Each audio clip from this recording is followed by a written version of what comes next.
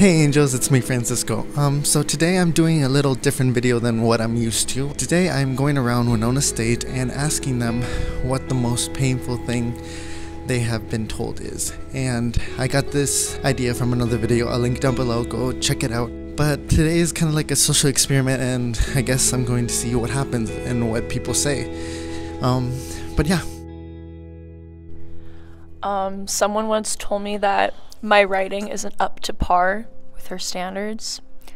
Another time is that I was in high school, my senior year in dance team, and one of the girls told me that I was doing the dance wrong, and she said, "How did you even get on the team?"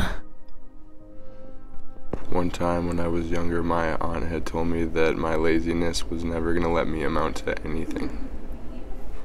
When I was in middle school, someone told me that I was really skinny, and at that point I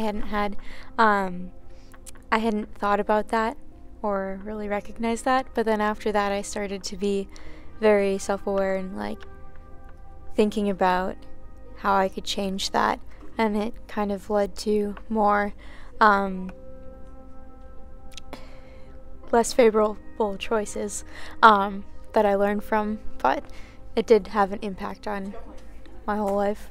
I've been told that I don't have the proper knowledge on how to socialize with others and act in public. And that's helped in a bit, but it makes me a little more conscious about how I make friends. Makes it a little harder, but yeah.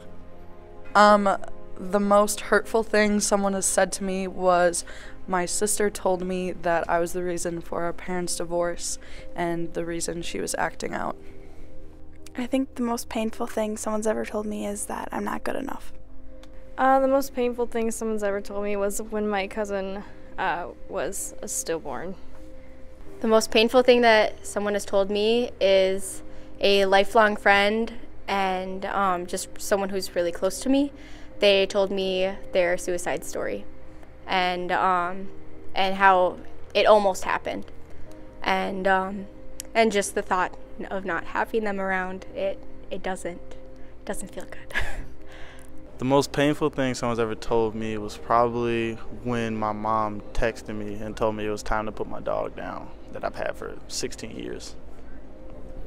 The most painful thing anybody has ever told me was actually my middle school theater director looked me in the face and told me that I did not belong in theater because of the color of my skin, that I should stick to playing sports, and that crushed me because I had been in theater for a couple years before and I was going into high school and I thought that I wasn't good enough, so that really was painful.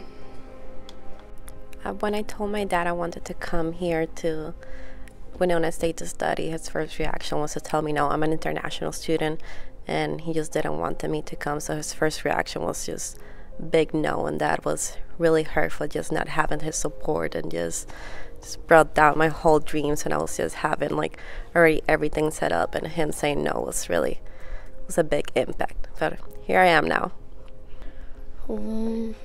I would have to say that I'm not good enough to go into my major, or that I won't make it in my major. It's too hard, and I'm not good enough, and I'm, I guess, too dumb to make it into my major. I want to give a huge thanks to everyone who was willing to answer the question and was open. Don't mind my little microphone attached to my ruler. I wanted to make this video because I wanted to see how words can have an impact on a person.